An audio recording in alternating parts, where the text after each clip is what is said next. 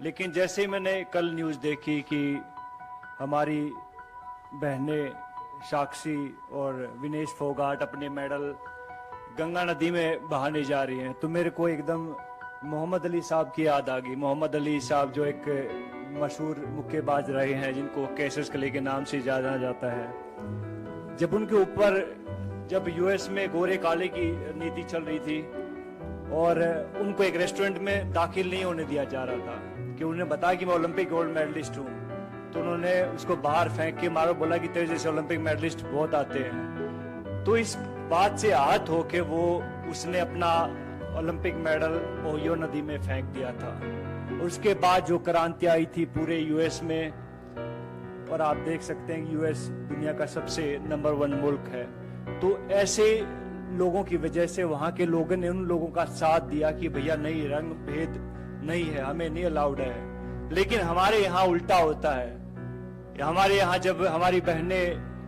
Olympic medal नदी में फेंकने जाती हैं तो वहां सबसे पहले उनका मजहब पूछा जाता है, हिंदू या मुस्लिम है, चलो हिंदू हैं। फिर उनको कास्ट में बांट दिया जाता है, अच्छा तुम जाट हो, अच्छा ये वो है, ये वो है, ये वो है।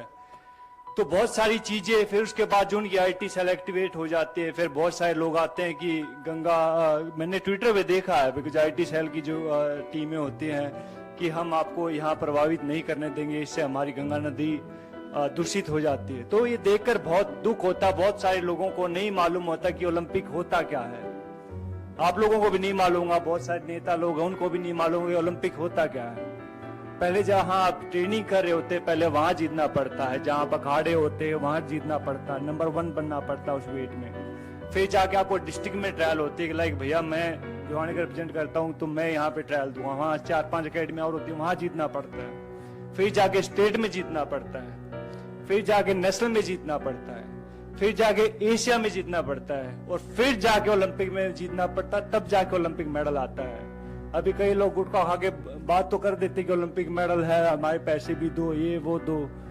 तो भैया पहले भी हमने बात कही थी इस बात में कि भैया अगर सरकार चाहेगी तो हम कहते हैं कि वो पैसे भी दे देंगे उनको, अगर ज्यादा इनको दिक्कत है इस चीज से। लेकिन ऐसा बन के दिखाओ, आप ऐसा मेडल लेके दिखाओ, उसके बाद आप बात कीजिएगा।